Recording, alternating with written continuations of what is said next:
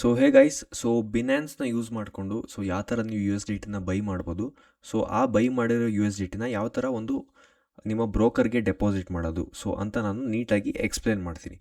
So ನೀವು Binance ಆ್ಯಪ್ನ open ಮಾಡಿದ ತಕ್ಷಣ ಅಕೌಂಟ್ ಎಲ್ಲ ಕ್ರಿಯೇಟ್ ಮಾಡಿಬಿಟ್ಟು KYC ಎಲ್ಲ ವೆರಿಫೈ ಮಾಡಾದಮೇಲೆ ಈ ಥರ ಇಂಟರ್ಫೇಸ್ ಬರುತ್ತೆ. ಸೊ ಇವಾಗ ಏನು ಮಾಡಬೇಕು ಅಂತಂದರೆ U S D T buy ಮಾಡೋದಕ್ಕೆ ಕೆಳಗಡೆ ಫುಲ್ ಬಾಟಮಲ್ಲಿ ಅಸೆಟ್ಸ್ ಅಂತ ಕಾಣ್ತಿದೆ. ಸೊ ಆ ಅಸೆಟ್ಸ್ ಮೇಲೆ ಕ್ಲಿಕ್ ಮಾಡಿ. ಕ್ಲಿಕ್ ಮಾಡಾದ್ಮೇಲೆ ಈ ಥರ ಇಂಟರ್ಫೇಸ್ ಬರುತ್ತೆ. ಇಲ್ಲಿ ಆ್ಯಡ್ ಫಂಡ್ಸ್ ಅಂತ ಇದೆಯಲ್ಲ ಅದ್ರ ಮೇಲೆ ಕ್ಲಿಕ್ ಮಾಡಿ. ಕ್ಲಿಕ್ ಮಾಡಿದಾಗ ಈ 3 ಆಪ್ಷನ್ಸ್ ಬರುತ್ತೆ. P2P ಟ್ರೇಡಿಂಗ್ ಅಂತ ಫುಲ್ ಕೆಳಗಡೆ ಇದೆಯಲ್ಲ P2P ಟ್ರೇಡಿಂಗ್, ಅದ್ರ ಮೇಲೆ ಕ್ಲಿಕ್ ಮಾಡಿ. ಸೊ ಇದೇನು ಇಂಡಿಕೇಟ್ ಮಾಡುತ್ತೆ, UPI ಅಲ್ಲಿ ನೀವು ಆರಾಮಾಗಿ ಯು ಎಸ್ ಡಿ ಟಿನ ಬೈ ಮಾಡ್ಬೋದು ಅಂತ.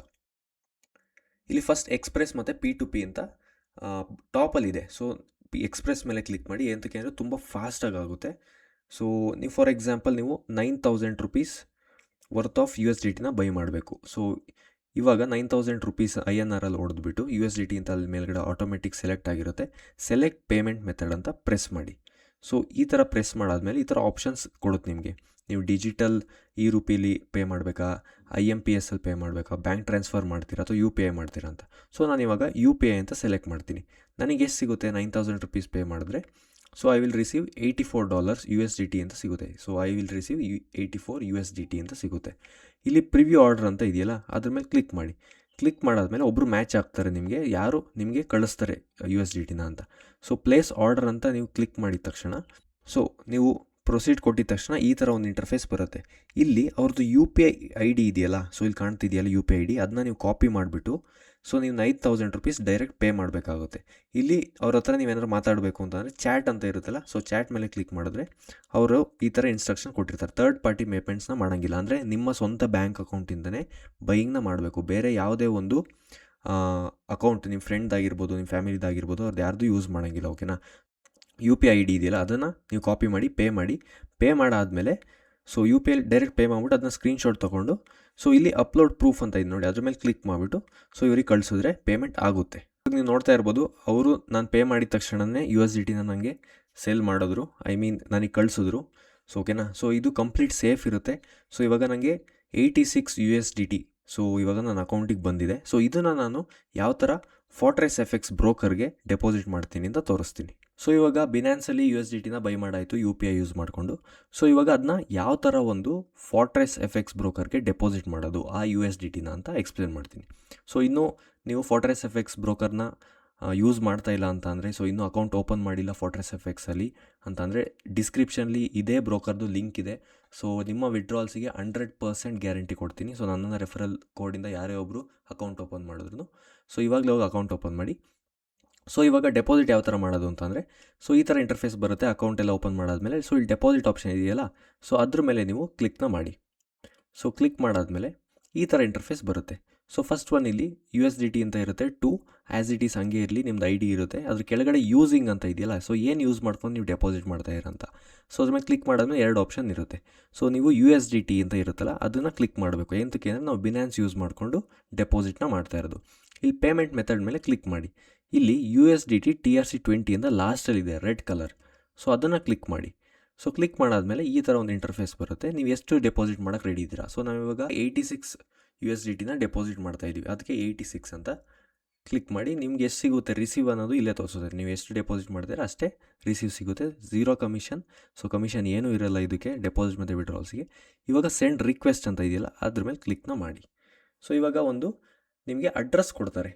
ಇವಾಗ ಏನು ಮಾಡಬೇಕು ಅಂದರೆ ವೆರಿ ಇಂಪಾರ್ಟೆಂಟ್, ಈ ಕೆಳಗಡೆ ಇಲ್ಲಿ ಅಡ್ರೆಸ್ ಕಾಣ್ತಾ ಇದೆಯಲ್ಲ, ಈ ಒಂದು ಅಡ್ರೆಸ್ನ ನೀವು ಕಾಪಿ ಮಾಡ್ಕೊಳ್ಳಿ. ಈ ಅಡ್ರೆಸ್ನ ಕಾಪಿ ಮಾಡ್ಕೊಂಡಾದ್ಮೇಲೆ ಬಿನಾನ್ಸಿಗೆ ಬರಬೇಕು. ಬಿನಾನ್ಸ್ ಆ್ಯಪ್ನ ಓಪನ್ ಮಾಡಾದಮೇಲೆ ಬಿನಾನ್ಸಿಗೆ ಬಂದಾದಮೇಲೆ ಸೇಮ್ ಇಲ್ಲಿ ಕೆಳಗಡೆ ಅಸೆಟ್ಸ್ ಅಂತ ಇದೆಯಲ್ಲ, ಆ ಅಸೆಟ್ಸ್ ಮೇಲೆ ಕ್ಲಿಕ್ನ ಮಾಡಿ. ಕ್ಲಿಕ್ ಮಾಡಾದಮೇಲೆ ನಿಮ್ಮದು ಅಕೌಂಟ್ ಬ್ಯಾಲೆನ್ಸ್ ತೋರಿಸುತ್ತೆ. ಇವಾಗ ನಾವು $86ನ ಡೆಪಾಸಿಟ್ ಮಾಡಬೇಕು, ಅಷ್ಟು ನಮ್ಮ ಹತ್ರ ಇದೆ ಇವಾಗ. ಅದಾದಮೇಲೆ ಅದು ಸ್ವಲ್ಪ ಮಧ್ಯದಲ್ಲಿ ಅಸೆಟ್ಸ್ ಮತ್ತು ಅಕೌಂಟ್ಸ್ ಅಂತ 2 ಆಪ್ಷನ್ ಇದೆ. ನಾವು ಅಸೆಟ್ ಮೇಲೆ ಕ್ಲಿಕ್ ಮಾಡಿ, ಅಸೆಟ್ಸ್ ಅಂತ ಇದೆಯಲ್ಲ ಅದ್ರ ಮೇಲೆ ಕ್ಲಿಕ್ ಮಾಡಾದಮೇಲೆ ಮತ್ತೆ USDT ಮೇಲೆ ಟ್ಯಾಪ್ ಮಾಡಿ. ಇವಾಗ ತೋರಿಸುತ್ತೆ. ಓಕೆನಾ. ಆ್ಯಡ್ USDT ಅಂದರೆ ಇನ್ನೂ ಸ್ವಲ್ಪ ಆ್ಯಡ್ ಮಾಡಬೇಕಾ ಅಥವಾ ಸೆಂಡ್ ಮಾಡಬೇಕಾ ಅಂತ. ನಾವೇನು ಮಾಡ್ತೀವಿ, ಸೆಂಡ್ ಮೇಲೆ ಕ್ಲಿಕ್ ಮಾಡ್ತೀವಿ. ಕ್ಲಿಕ್ ಮಾಡಾದಮೇಲೆ ವಿಡ್ರಾಲ್ ಅಸೆಟ್ ಅಂತ ಬರುತ್ತೆ, ವಿಡ್ರಾ ಅಸೆಟ್ ಅಂತ. ಅದ್ರ ಮೇಲೆ ಕ್ಲಿಕ್ನ ಮಾಡಿ. ಕ್ಲಿಕ್ ಮಾಡಾದಮೇಲೆ ಅಡ್ರೆಸ್ ಕೇಳುತ್ತೆ. ನೀವು ಕಾಪಿ ಮಾಡ್ಕೊಂಡಿರ್ತೀರಲ್ಲ, ಬ್ರೋಕರಲ್ಲಿ ಅಡ್ರೆಸ್ ನಾನು ಕಾಪಿ ಮಾಡ್ಕೊಳ್ಳೋಕ್ಕೆ ಕೇಳಿದ್ನಲ್ಲ, ಆ ಒಂದು ಅಡ್ರೆಸ್ನ ನೀವು ಇಲ್ಲಿ ಪೇಸ್ಟ್ ಮಾಡಬೇಕಾಗುತ್ತೆ. ಲಾಂಗ್ ಪ್ರೆಸ್ ಮಾಡಿಬಿಟ್ಟು ಪೇಸ್ಟ್ ಕೊಡಿ. ಸೊ ಪೇಸ್ಟ್ ಮಾಡೋಕ್ಕೆ ಆಗಲಿಲ್ಲ ಅಂತಂದರೆ ನೀವು ಸ್ಕ್ಯಾನ್ನು ಮಾಡ್ಬೋದು. ಇಲ್ಲಿ ಸ್ಕ್ಯಾನ್ ಅಂತ ಆಪ್ಷನ್ ಇಲ್ಲ, ಅದನ್ನು ಸಹ ಅಲ್ಲಿ QR ಕೋಡ್ ಇದೆಯಲ್ಲ ಸ್ಕ್ಯಾನ್ ಸಹ ಮಾಡ್ಬೋದು. ಓಕೆನಾ. ಇವಾಗ ಅಕೌಂಟ್ ಪೇಸ್ಟ್ ಮಾಡಾಯಿತು. ಸೊ ಸೆಲೆಕ್ಟ್ ನೆಟ್ವರ್ಕ್ ಅಂತ ತೋರಿಸ್ತಿದೆ. ಇವಾಗ ಏನು ಮಾಡಬೇಕು, ಅಲ್ಲಿ ಮೇಲ್ಗಡೆ ಸೆಲೆಕ್ಟ್ ನೆಟ್ವರ್ಕ್ ಅಂತ ಇದೆಯಲ್ಲ ಅದ್ರ ಮೇಲೆ ಕ್ಲಿಕ್ ಮಾಡಿ.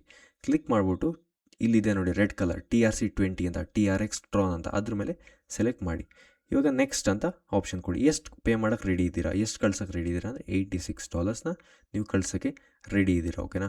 ಸೊ ಇಲ್ಲಿ ಡ್ರಾ ಅಂತ ಆಪ್ಷನ್ ಇದೆಯಲ್ಲ ಅದ್ರ ಮೇಲೆ ಕ್ಲಿಕ್ ಮಾಡಾದಮೇಲೆ ಸೊ ನಿಮ್ಮ ಒಂದು ಅಕೌಂಟಿಗೆ ಸೊ ಈ ಒಂದು $86 ಬರುತ್ತೆ. ಸೊ ಬ್ರೋಕರ್ ಅಕೌಂಟಿಗೆ ಸೊ ಬರುತ್ತಿದ್ದು. ಸೊ ಒಂದು ಸ್ವಲ್ಪ ಟೈಮ್ ತೊಗೊಳುತ್ತೆ. ಸೊ 5 to 10 ಮಿನಿಟ್ಸ್ ಟೈಮ್ನ ತೊಗೊಳುತ್ತೆ. ಆವಾಗ ಇಲ್ಲಿ ನಿಮ್ಮದು ಬ್ಯಾಲೆನ್ಸ್ ಅಂತ ಇದೆಯಲ್ಲ, ಸೊ ಈ ಒಂದು ಬ್ಯಾಲೆನ್ಸು ಅಪ್ಡೇಟ್ ಆಗುತ್ತೆ. ಸೊ ಅಪ್ಡೇಟ್ ಆದಮೇಲೆ ನಾವು ಏನು ಮಾಡಬೇಕು ಅಂತಂದರೆ ಸಿಂಪಲ್.